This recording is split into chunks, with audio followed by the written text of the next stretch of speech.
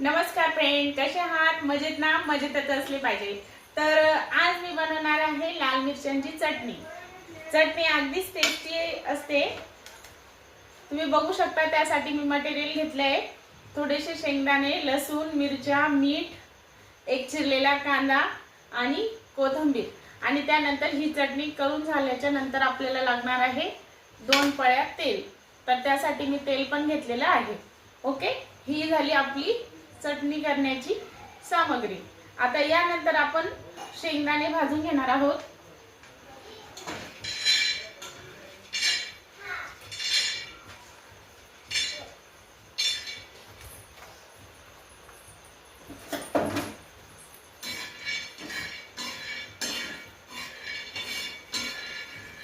बघा, इथे आपले शेंगदाणे भाजलेले आहेत. आता आपण मिरच्या भाजणार आहोत. भाजलेले शेंगदाणे काढून घ्यायचे.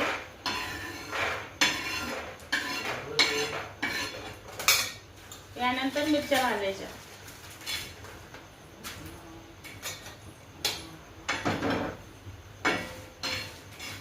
वाळलेल्या मिरच्या घ्या. वाळलेल्या मिरच्या घ्यायच्या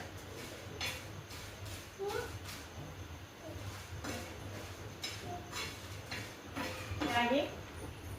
आता आपण गॅस कमी करणार आहोत आणि त्याच्यावरती तेल सोडणार आहोत.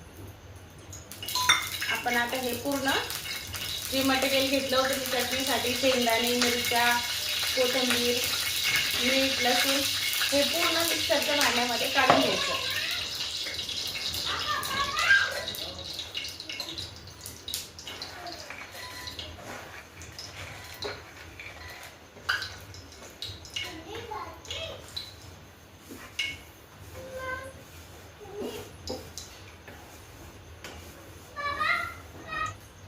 मिक्सर मध्ये चटणी फिरवलेली आहे. अशा प्रकारची ठेवायची. खूप जास्त बारीकही करायची नाही. आता ही चटणी आपण तेलामध्ये परतून घेणार आहोत. त्या अगोदर आपण एक कांदा घेतला होता. तो कांदा आपण तेलामध्ये परतून घेणार आहोत.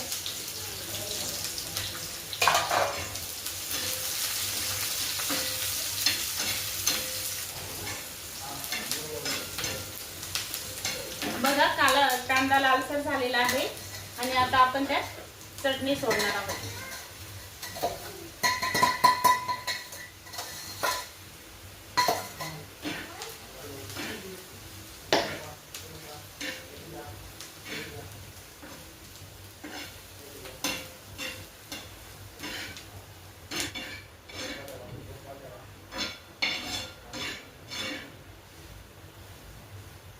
अगदी 5 मिनिटं ही चटणी होऊ द्यायची.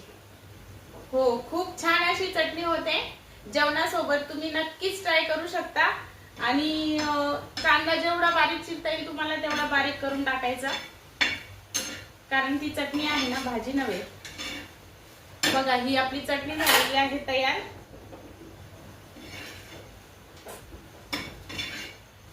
तुम्ही भाजी पोळी सोबतही खाऊ शकता, किंवा तुम्हाला जर सपोज भाजी आवडली नसेल एखादी, तर तुम्ही ही चटणी पण खाऊ शकता. बघा, माझी चटणी मिरचीची चटणी रेडी आहे.